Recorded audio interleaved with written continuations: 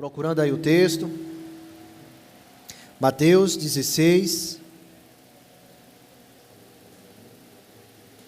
21 a 28. Diz assim o texto da palavra de Deus. Desde aquele momento, Jesus começou a explicar a seus discípulos que era necessário que ele fosse para Jerusalém e sofresse muitas coisas nas mãos dos líderes religiosos, dos chefes dos sacerdotes e dos mestres da lei, e fosse morto e ressuscitasse no terceiro dia. Então Pedro, chamando-o à parte, começou a repreendê-lo, dizendo: Nunca, Senhor, isso nunca te acontecerá. Jesus virou-se e disse a Pedro: Para trás de mim, Satanás, você é uma pedra de tropeço para mim, e não pensa nas coisas de Deus, mas nas dos homens.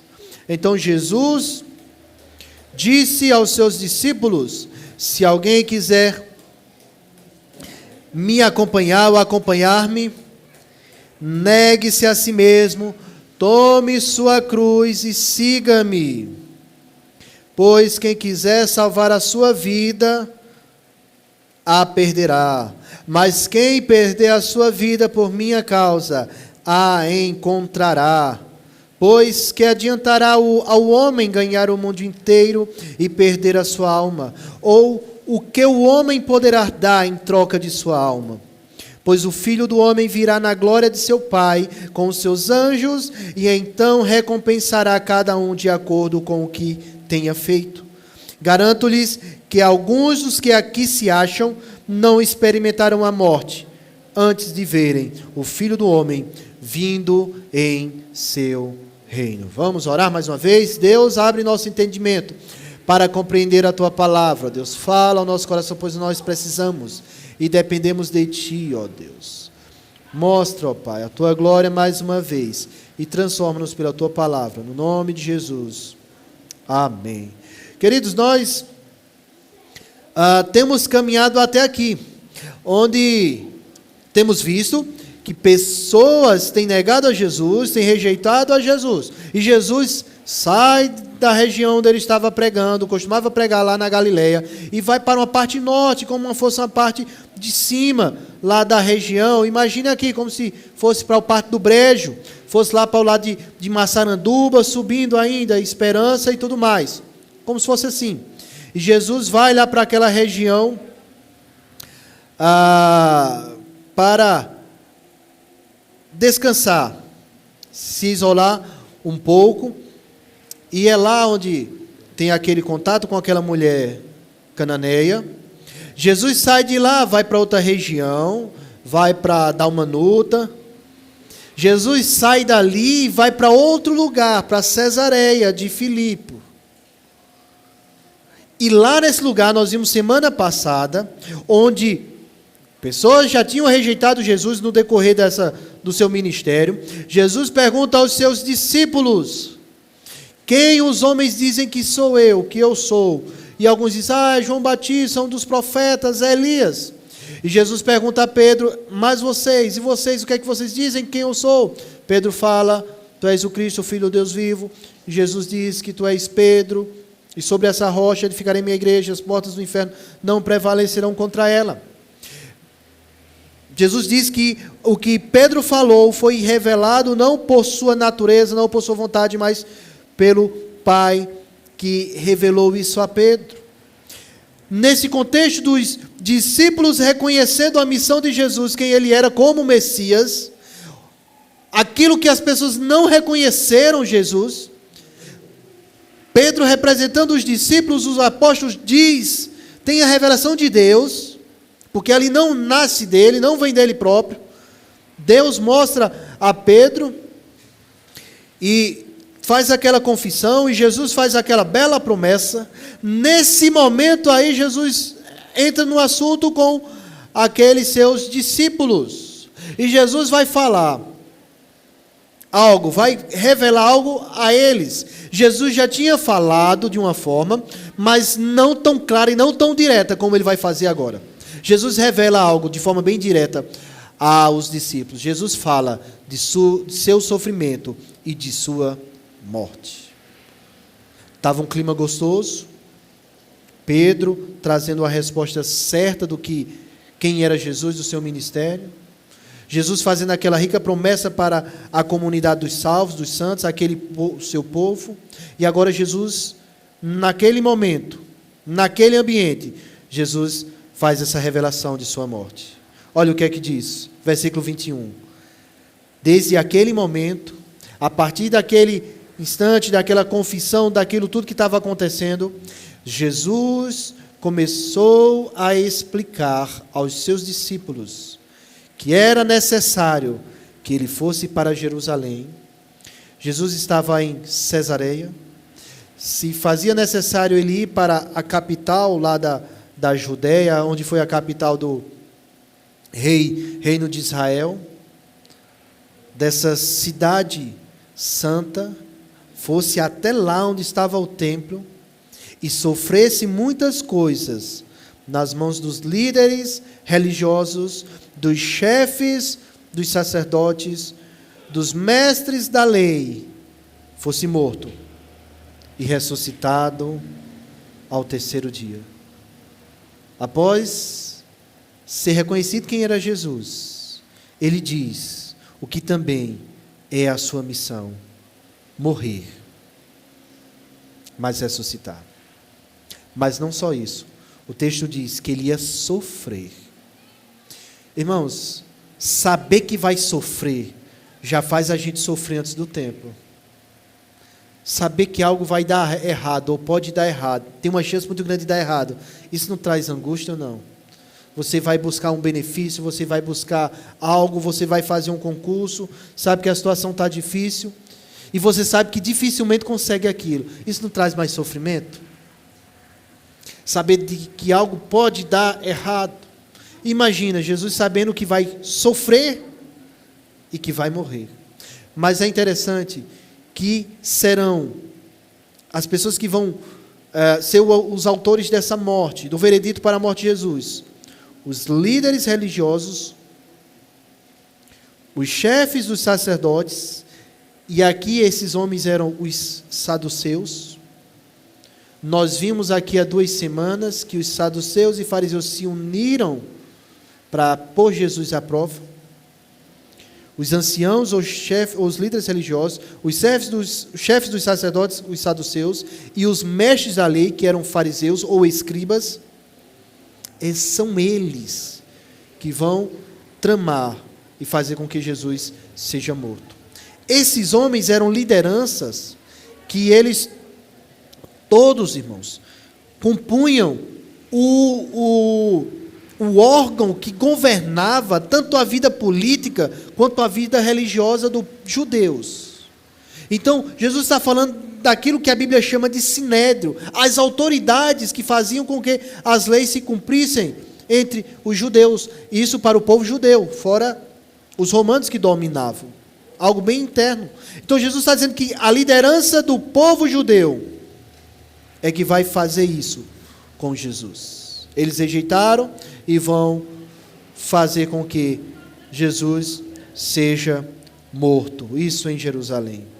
Mas isso nos lembra, irmãos, a missão de Jesus como Messias, como o servo de Deus, aquilo que é descrito lá em Isaías 53. 700 anos antes de Jesus nascer, o profeta apontou esse servo de Deus que iria sofrer e iria morrer. A missão de Jesus estava relacionada a esse servo que ia sofrer. O Messias que viria para sofrer pelo seu povo.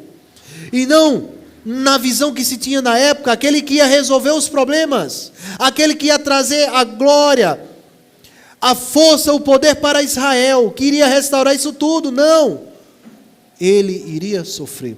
Olha o que é que o profeta Isaías, inspirado pelo Espírito Santo, escreveu na sua profecia, capítulo 53, versículo 4 a 11. Certamente ele tomou sobre si as nossas enfermidades, esse servo do Senhor, apontando para o Messias, apontando para Cristo.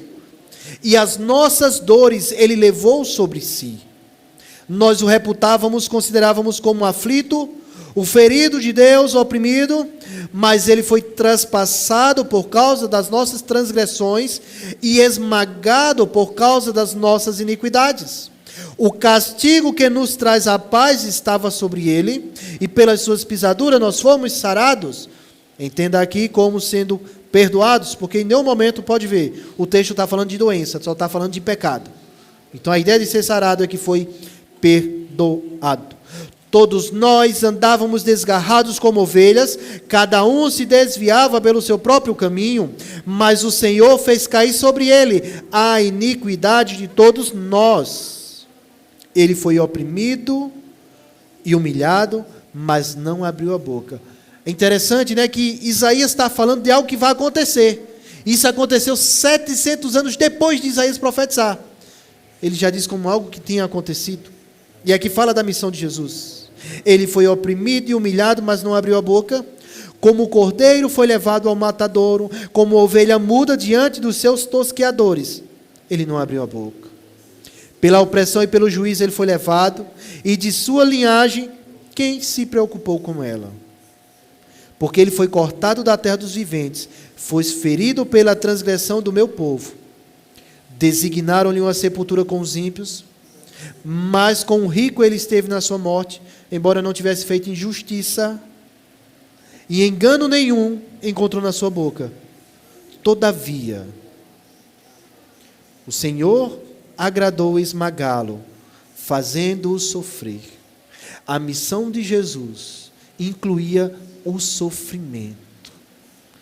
Esmagá-lo, Deus iria esmagá-lo, fazê-lo sofrer. Quando ele der a sua alma como oferta pelo pecado, verá a sua posteridade e prolongará os seus dias. E a vontade do Senhor prosperará nas suas mãos. O servo sofredor daria a sua vida pelo pecado, como oferta pelo pecado.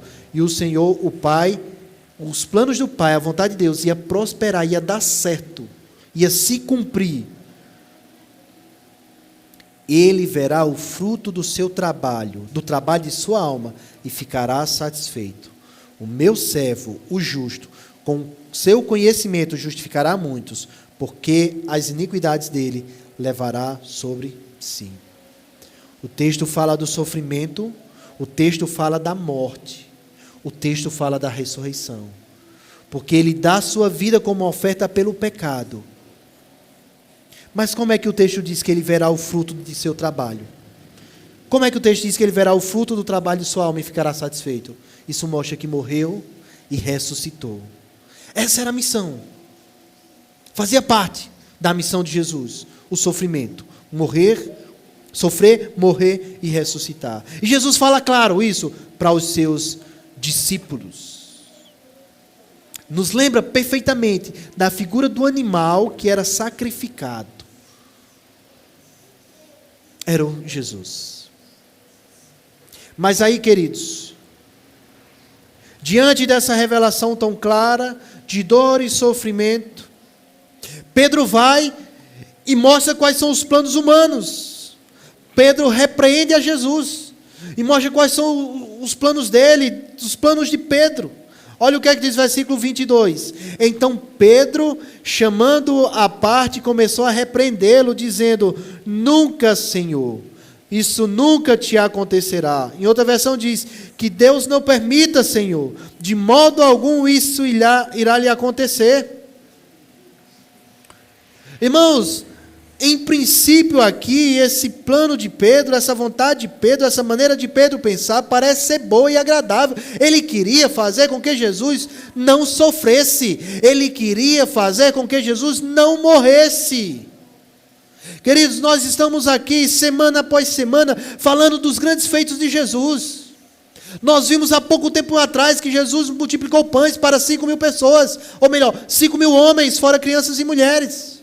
Nós vimos aqui como Jesus curou. Nós vimos aqui como Jesus curou aquela mulher cananeia, como Jesus curou pessoas que não eram do povo de Israel, e as pessoas passaram 3 dias ouvindo Jesus. Depois disso, Jesus vai e multiplica pão para 4.000 pessoas, ou melhor, 4.000 homens, fora crianças e mulheres.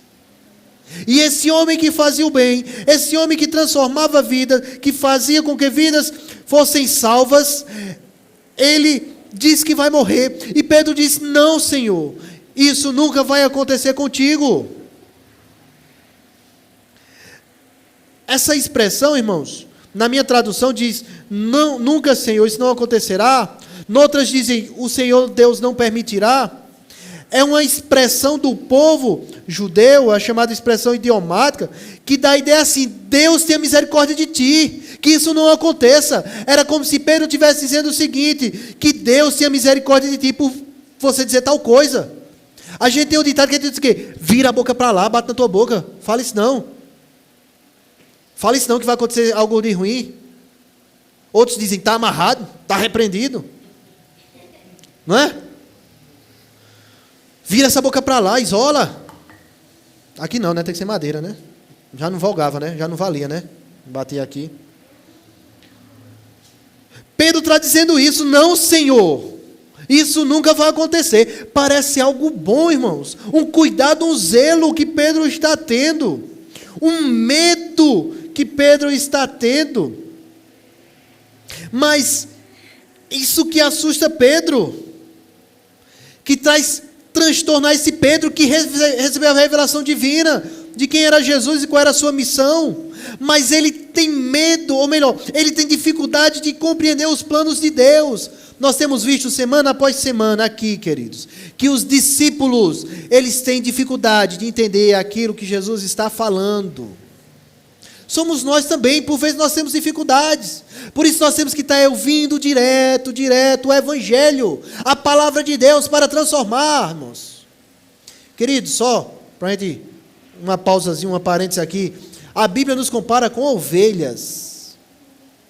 Ovelha é um animal muito devagar, lerdo para pensar. A Bíblia não nos compara com serpentes, que são animais ágeis. Não, nos compara com ovelhas. Ovelha é muito frágil. Precisa de alguém que guie elas. Ela não sabe tomar conta da vida dela sozinha, irmãos. Já pensou se nós fôssemos todos serpentes? Hoje em dia serpente só destila veneno, né? É o que não presta, né? O cara diz: isso aqui é uma serpente. Aquela é uma megera, né? Aquela é uma víbora. Não é algo bom, né? Imagina se nós fôssemos comparados, ou seja, era só gente mala, esperto. A Bíblia nos chama de ovelhas. E ovelha, irmão, é imprudente, é ingênua. É difícil de compreender as coisas, precisa de alguém estar guiando. Somos nós, irmãos. A nossa liderança, eu e você, não é só, estou dizendo que é só os irmãos, estou dizendo eu também. A gente precisa de alguém estar nos pastoreando, para estar dando martelada assim, ó, cajadada na gente, para estar dando assim no pé da orelha. Ei, meu filho, não é por aí não. Anda direito, olha para o Evangelho. A gente precisa de gente para estar fazendo isso, irmão. Porque os caminhos da gente só nos levam para longe de Deus. E precisa de alguém estar aprumando a gente. Pedro, ele recebendo aquela revelação, fazendo aquela bela confissão: tu és o Cristo, tu és o Messias, ungido de Deus. Mas ele tem dificuldade de entender os planos de Deus.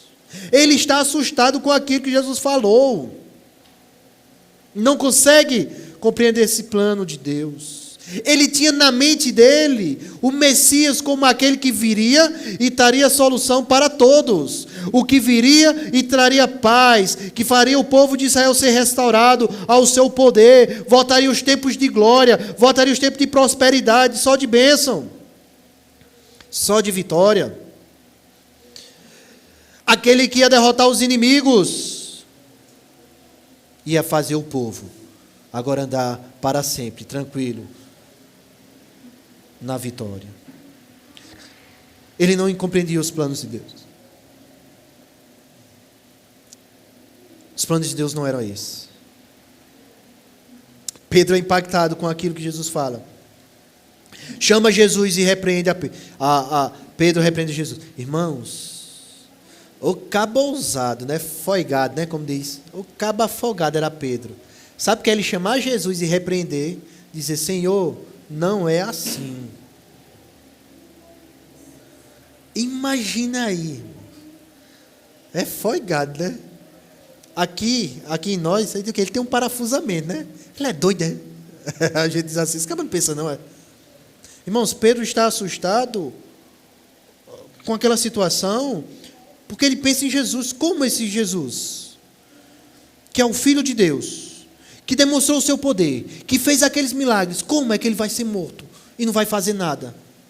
Como é que essas autoridades vão pegar ele e ele não vai fazer nada? Como é que Deus vai permitir isso? Deus derrama juízo sobre o ímpio. Como é que um homem justo, um homem bom, e Deus vai pegar esse inocente e deixar que ele seja morto tão cruel? Ele não é o Filho de Deus? Como é que o Pai não vai fazer nada com ele? Mas, e agora como é que vai ser a igreja? Como é que vai ser esse povo de Jesus, esse povo de Deus? Que Jesus mesmo disse que a morte e que o inferno não vai prevalecer. Como é que vai ser agora? O futuro vai ser incerto, esse Jesus morrendo. Dessa forma, o que é que vai acontecer? Não, isso nunca vai acontecer. Tem misericórdia de ti mesmo, Senhor. Isso nunca vai acontecer. Esse era o plano de Pedro. Esse era o plano humano. Isso era a visão de Pedro. Irmãos, e nós somos assim. Queremos a todo custo evitar a dor e o sofrimento. Quer ver como é verdade? Quando nós vamos visitar, nós crentes, nós vamos visitar alguém que está enfermo, nós vamos no hospital, a gente tende a trazer uma palavra dizendo que Deus vai curar, que vai dar tudo certo. E hoje em dia tem mais um jargão que as pessoas usam: Deus no comando, Deus no controle. Não é? Acaba só ver isso, acaba falando ou postando: Deus no comando, Deus no controle. Já deu certo. A gente quer a todo custo evitar o sofrimento, mas a vida aqui, irmãos, enquanto nós pisarmos nessa terra, será cheia de dor e de sofrimento. Pedro quer evitar o sofrimento de Jesus. Em princípio era até algo bom, não era, irmãos? Ele não está querendo que Jesus passasse por momentos difíceis, momentos que o Jesus não merecia. Mas Pedro é assim mesmo, irmãos. Sabe? Teve um momento que quando Jesus estava reunido na última ceia com os seus discípulos, e Jesus, em um determinado momento, Jesus começa a lavar os pés dos discípulos, e quem lavava os pés, irmãos, era aquele empregado, era o escravo, alguém específico para aquilo. Era a pessoa mais de baixo nível, era a pessoa mais simples que tinha naquele ambiente, é que lavava os pés das pessoas. Jesus se coloca na posição como fosse o cara mais simples, e começa a lavar os pés, senta e lava os pés dos discípulos. E Pedro diz: Senhor, os meus pés o Senhor não vai lavar. Imagine só, Pedro era engraçado demais, Pedro, né? É aquele negócio, é 8 ou é 80, Pedro. Sabe?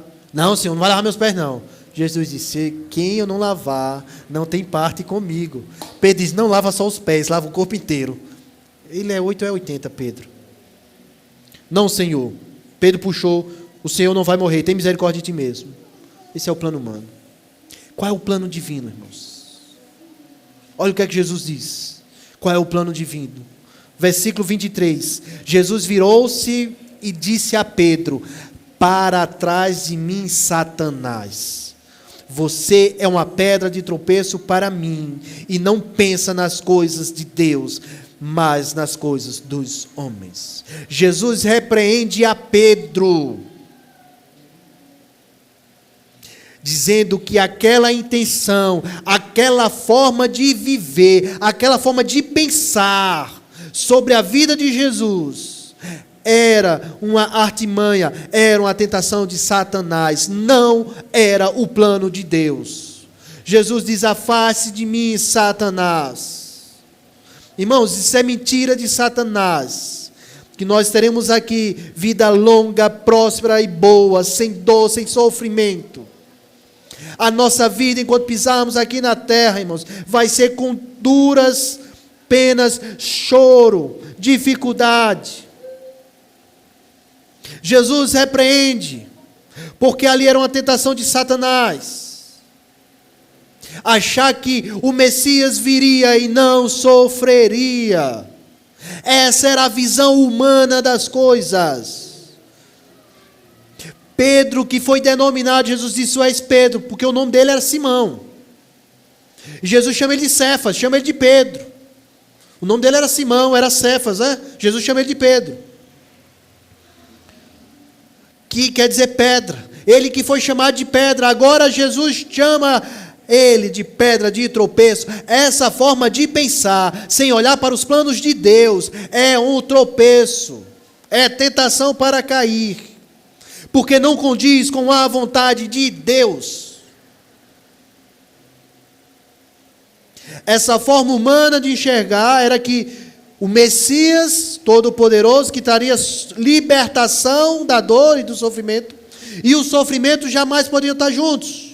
Mas Jesus mostra que está errada essa forma de pensar, repreende Satanás. Lembra da tentação de Jesus, onde Satanás quer trazer alívio para Jesus? Teoricamente ele quer trazer alívio. Se és filho de Deus, Jesus, ao passar 40 dias jejuando, transforma pedras em pães. Se és filho de Deus, se prostrares e me adorar, eu darei todos esses reinos da terra. As ofertas de Satanás para tentar, para trazer alívio ao sofrimento, não condizem com a vontade de Deus. Não haveria outra forma de redenção, de salvação, se não fosse o derramamento de sangue do Cordeiro de Deus. Não haveria salvação se Jesus não passasse pelo vale da sombra da morte e não morresse.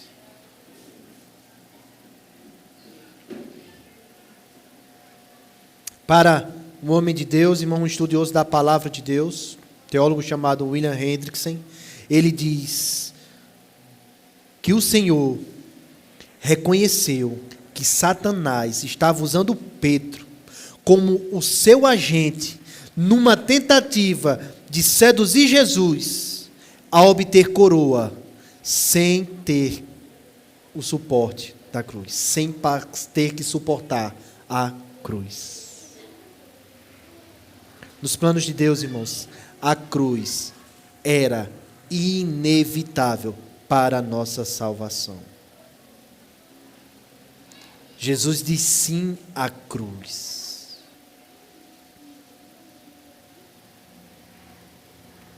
O plano divino era Jesus morrer e ressuscitar. O plano humano era evitar o sofrimento. Mas não para aí. Se Jesus mostra qual era o plano divino para ele, Jesus fala qual é o caminho que os seus discípulos também devem tomar e devem andar. É o caminho da cruz. Viver, ou melhor, é morrer para se viver. Olha o que é que Jesus fala no versículo 24. Então Jesus diz aos seus discípulos: se alguém quiser acompanhar-me, negue a si mesmo, tome sua cruz e siga-me. O caminho de Jesus foi o caminho até a cruz, morreu. O caminho do discípulo de Jesus segue também com a cruz.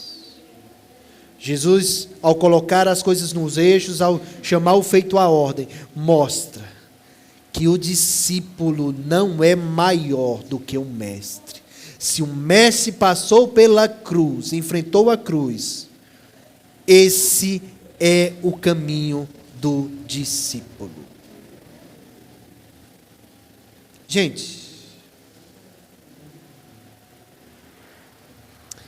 a cruz, ela era um objeto, era o tipo de morte mais terrível da época, era a cruz. Quem morria nela eram os criminosos. A cruz Tudo indica, irmãos, que a parte que ficava em pé, a parte vertical, ela ficava fincada no lugar onde aconteceria a execução. E a pessoa que ia morrer crucificada carregava a parte horizontal, a parte deitada, de onde estava até o local da crucificação.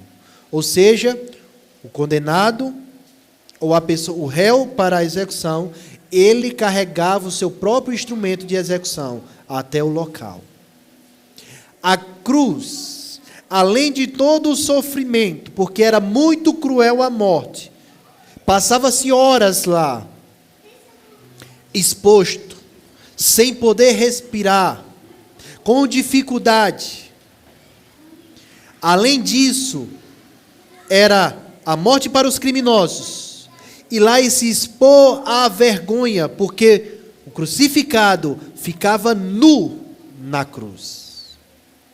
Então, irmãos, não se escandalize se aquilo que nós vemos nessas imagens, nessas estátuas, que Jesus coberto com panos, não se escandalize se Jesus estivesse nu na cruz, porque a cruz era para envergonhar. Além de matar, ele envergonhava. Nosso Senhor foi exposto à vergonha lá na cruz.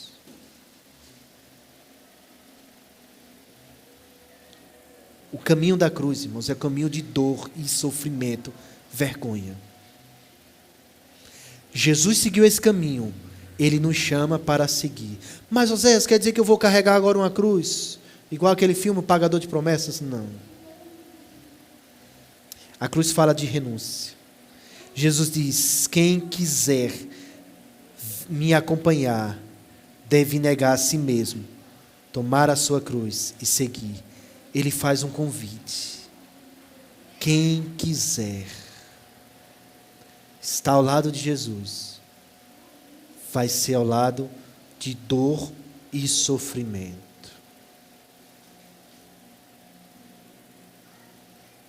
Muitos querem, irmãos, andar ao lado de Jesus ou estar com Deus,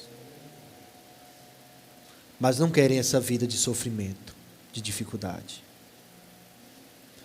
Vai carregar a cruz. Cruz é símbolo de morte. Vai estar morrendo para o mundo.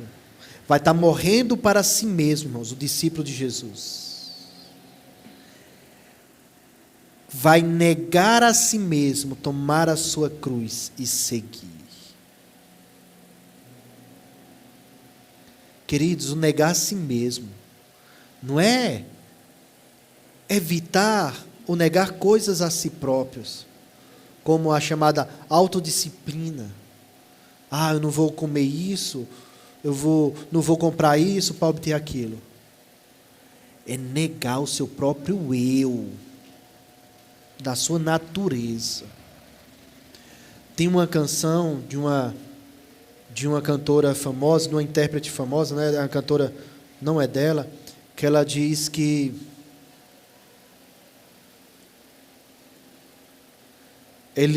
a canção diz que o Senhor sabe levantar o ego ferido.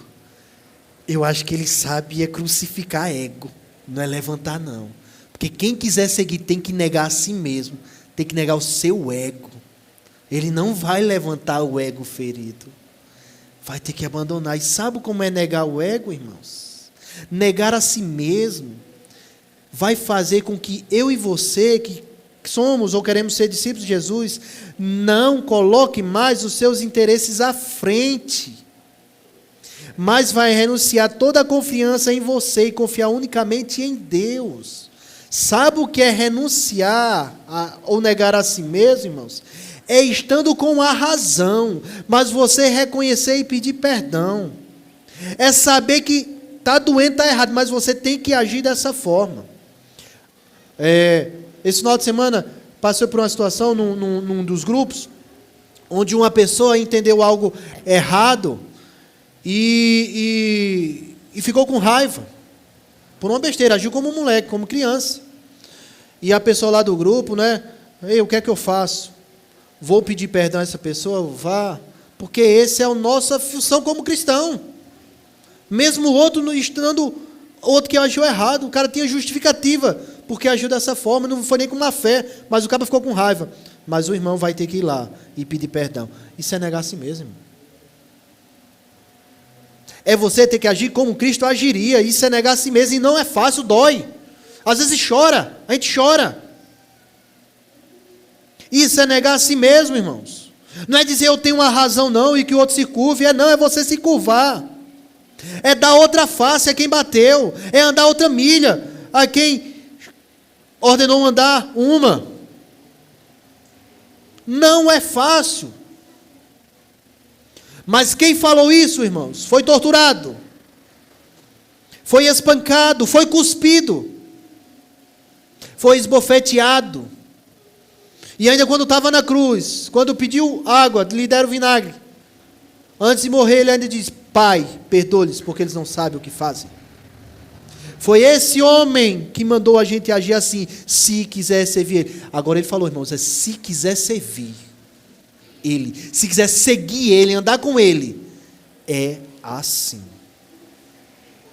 Irmãos, a vida cristã é vida de dor, é negar a si mesmo, é tomar a cruz e seguir o caminho com Cristo.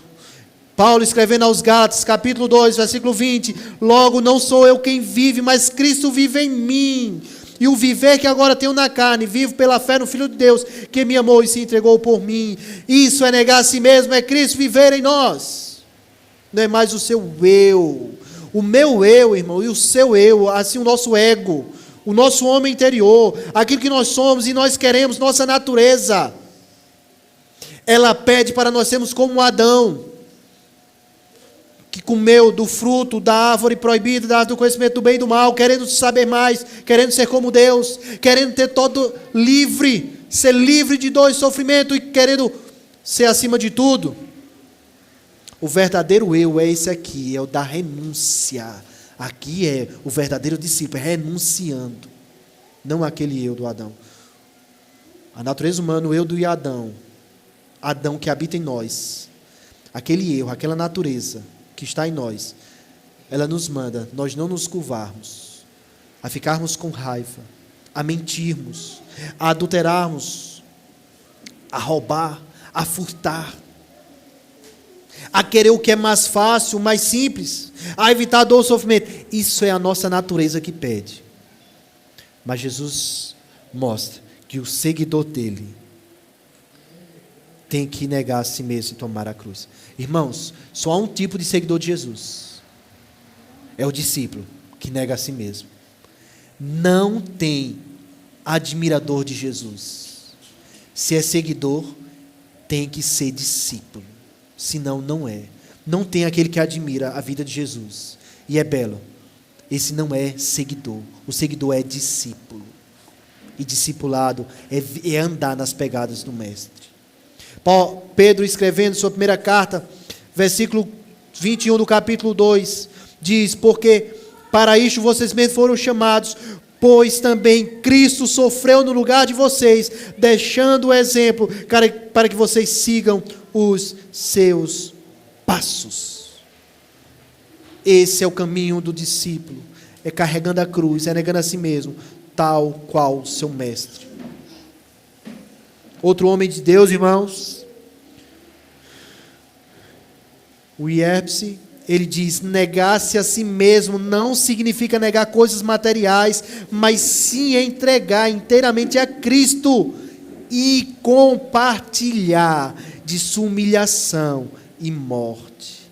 Tomar a cruz de Cristo, negar a si mesmo, tome sua cruz e siga-me, como Jesus fala, significa se identificar com Cristo em sua rejeição, em sua vergonha, em seu sofrimento e morte. Esse é o caminho do discípulo. Jesus já tinha falado. Quem quiser, capítulo 10 de Mateus, versículo 38, 39, e quem não toma a sua cruz e vem após mim, não é digno de mim. Quem acha a vida, a perderá, e quem perde a sua vida, por minha causa, este a achará. Versículo 25, quem quiser salvar a sua vida, a perderá, e quem perder a sua vida, por minha causa, a achará. O caminho da cruz, irmãos, é o caminho de morrer para viver. O mundo prega o contrário, queridos. O mundo prega que nós devemos cuidar mais de si, pensar mais em si, ter mais vida, prolongar a sua vida, ter uma existência melhor. Mas para por aí, porque só pensa nessa vida terrena. Não pensa naquilo que está por vir. O mundo mostra que deve escolher o aqui, o agora. Uma vida longa na terra, que na realidade é longe de Deus na eternidade. Pode ser uma vida longa aqui, mas vai estar longe de Deus eternamente. O caminho do discipulado é carregando a cruz, negando a si mesmo. É morrer para viver. Quem quiser salvar a sua vida vai perder. Quem perder a sua vida por amor a mim encontrará. Com Cristo é diferente.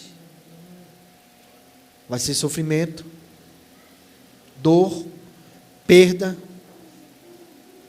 Talvez até uma vida mais curta aqui, viu, gente? Mas eu pergunto, você quer essa vida? Essa é a vida do discipulado, do discípulo. Dor, sofrimento, perda. Talvez uma vida curta aqui. Porém, longa vida na presença de Deus. Tem uma canção de um grupo chamado Logos, que ele vem falando dos discípulos. O nome da canção é Marcas. Ele diz que os discípulos não tinham vida boa, mas trocaram por uma melhor. Irmãos, tudo que a gente tem aqui é passageiro, é ilusório. Vai acabar. Nós temos uma vida melhor em Cristo. Quando Ele se revelar, a nossa vida que está oculta com Ele se revelará também, irmãos.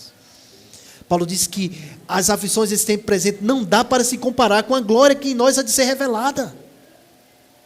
Irmãos, Deus tem alegria e bonança para nós. Nós um dia descobriremos aquilo que o salmista fala, que na presença dele há fartura de alegria. Aqui, a gente usa um dizer que a alegria do pobre dura pouco. Hoje a gente está rindo muito, aí o cara diz, rapaz, tu vai ter o quê, irmão? Como é que tem um problema? Vai ter uma desilusão? Está rindo demais, vai ter, não é? O pessoal não fala assim, né? Acaba tendo um dia gostoso, rindo. Rapaz, vai acontecer um negócio ruim e tal, porque a alegria passa. Mas a gente vai descobrir um dia, nós que confiamos em Cristo, aquilo que o salmista diz, que na presença dele há fartura de alegria, há mudança de alegria. Alegria perene para todos sempre, irmãos. Hernandes Dias Lopes diz que Satanás promete glória, mas no fim ele dá sofrimento. Os banquetes estão aí, irmãos, oferecidos, manjares, as facilidades, os prazeres o mundo oferece, irmãos. É muito mais fácil ir para a festa e viver o mundo do que viver com Cristo. Porque se a gente não pega você na sua casa, se a gente não vai lá visitar, eu te garanto que o mundo, se for para beber, o cara paga para você. Se for para ir para a festa, o carro está na porta para levar. Tem muito mais facilidade, irmãos, para a coisa do mundo. Isso é fato. Satanás promete glória, diz Hernandes Dias Lopes, mas há no fim sofrimento.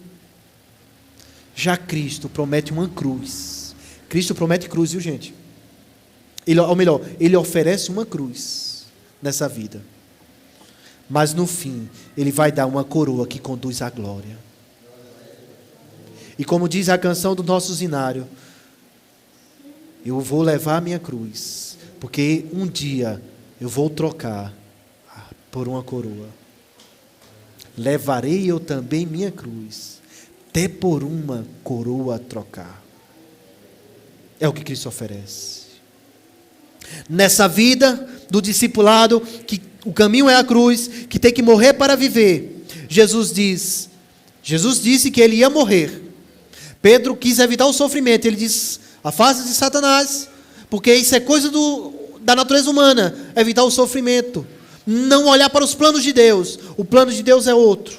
E ele diz, quem quiser me seguir, vai tomar a cruz, vai negar a si mesmo, tomar a cruz. Vai ter essa vida difícil, porque vai ter que perder a vida para ganhar. E ele diz, mas o que adianta? O que adianta?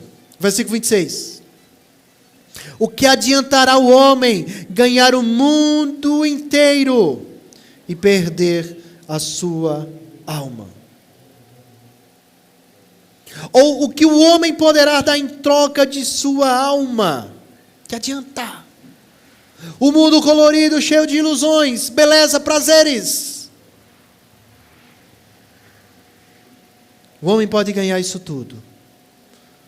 E a sua vida ser lançada no lugar onde Deus mandará tormento e sofrimento para sempre. Que adianta? Que adianta um mundo colorido, belo, cheio de vida, se o final vai ser triste? Que adianta no final ter conquistado tudo nesse mundo? Prazeres, felicidades, alegria. Que tudo isso é passageiro. Tudo isso é passageiro. Irmãos, não é o nosso caso, mas temos pessoas no nosso país, fora dele, muito ricas, que fazem cirurgias, que têm acesso à saúde, que têm diversos... Tem gente aí, irmãos, tem jogador de futebol que tem ilha, ele comprou uma ilha, tem gente. Todos os prazeres ele pode ter. Só que assim como eu e como você, ele envelhece. Um dia não vai ter mais força para usufruir, gozar dos prazeres que a vida dá. E vai morrer. O que adianta tudo isso? E perder a eternidade. Versículo 27. Pois o Filho do Homem virá na glória do seu Pai com os seus anjos, e então recompensará cada um de acordo com o que tenha feito. Um dia, irmãos, essa ordem atual, isso que acontece, vai acabar, vai terminar. Esse mundo atual que nós vemos vai passar. Essa vida que nós conhecemos vai findar. Mas todos, sem exceção, haverão de comparecer ao tribunal de Deus. Passou vida, passou essa ordem, passou o mundo, mas o julgamento de Deus vai vir um dia. Paulo fala aos Romanos, capítulo 14, versículo 10, pois todos compareceremos diante do tribunal de Deus. Na segunda carta aos Coríntios, 5:10, pois todos nós devemos comparecer perante o tribunal de Cristo, para que cada um receba de acordo com as obras praticadas por meio do corpo, quer sejam boas, quer sejam más. Cristo retornará e julgará cada um de acordo com suas obras. Jesus falou, pois o Filho do Homem virá na glória de seu Pai, com seus anjos. Então recompensará cada um de acordo com o que tenha feito. Queridos, Jesus está falando aqui do que? Do discipulado. Quem quiser vir após mim, negue-se a si mesmo, tome sua cruz e siga-me. Quem perder a vida vai ganhar.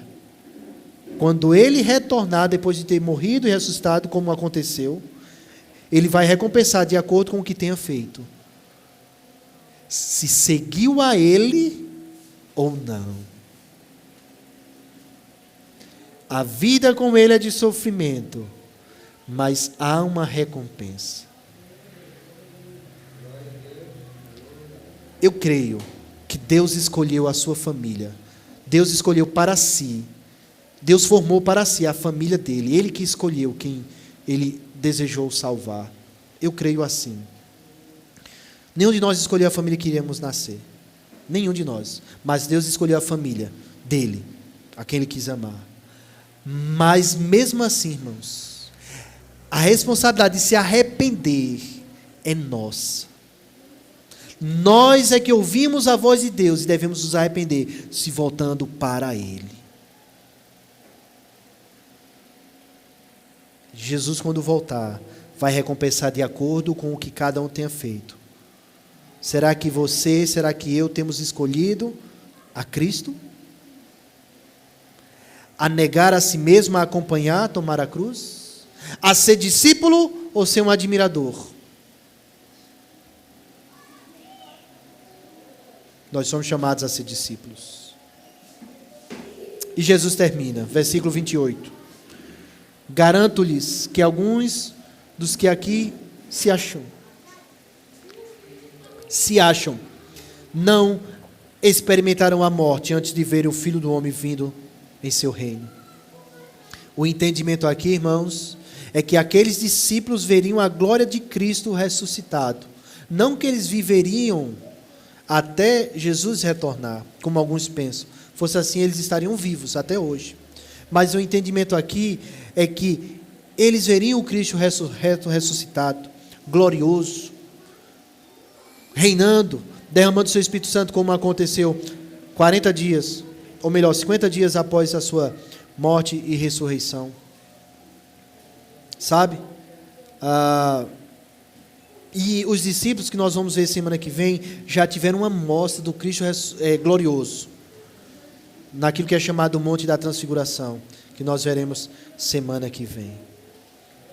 Diante disso que nós vimos, irmãos, do plano da revelação de Jesus, dos planos humanos, plano divino, e nesse plano divino, qual é o caminho do seu discípulo, que é o caminho de cruz, o caminho de morte para viver. Eu queria que nós aplicássemos à nossa vida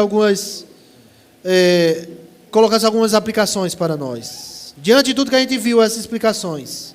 Primeiro é que os planos de Deus devem ser seguidos, aceitos, com confiança nele. Lembra de Pedro que achava que o plano dele era melhor que o de Deus? Nós devemos, irmãos, confiar em Deus, aceitando os seus planos, porque são maiores do que os nossos. Os pensamentos dele que são maiores, mais altos do que os nossos. Devemos confiar nos planos de Deus. Mas não só isso. Eu quero que você entenda e guarde na sua vida, aplique a sua vida, que nesse plano de Deus, a vida cristã, dentro dos planos de Deus, a vida cristã é identificada com a do seu mestre. Dor, sofrimento e negação do eu. Negar a si mesmo. Essa é a identificação do cristão com o seu mestre. Está dentro dos planos. E por último, queridos, eu quero aplicar que nós devemos aplicar, é que essa escolha por Cristo, o carregar a cruz, quem faz somos nós. Após ouvir a voz do Espírito Santo, nós somos responsáveis. Deus vai condenar aqueles que de forma irresponsável pecaram contra Deus e não quiseram se arrepender. O homem é responsável pelos seus pecados. Ao ouvir a voz do Espírito Santo, que ele já nos capacita a ouvir a voz dele, porque as ovelhas vão ouvir a voz dele, nós somos responsáveis por escolher a Cristo, por querer a Cristo. Sabe por quê? Porque todos seremos julgados. Se decidiu por Cristo ou não. Se ao ouvir a voz de Cristo, escolheu ou não. Serão todos julgados por essa decisão que fez. Hernandes Dias Lopes diz algo bem interessante. Com Cristo, quem não ajunta, espalha. Se a pessoa não decidiu por Cristo, já decidiu não decidir. Se a pessoa não decidiu por Cristo, já decidiu que a decisão dela é não decidir.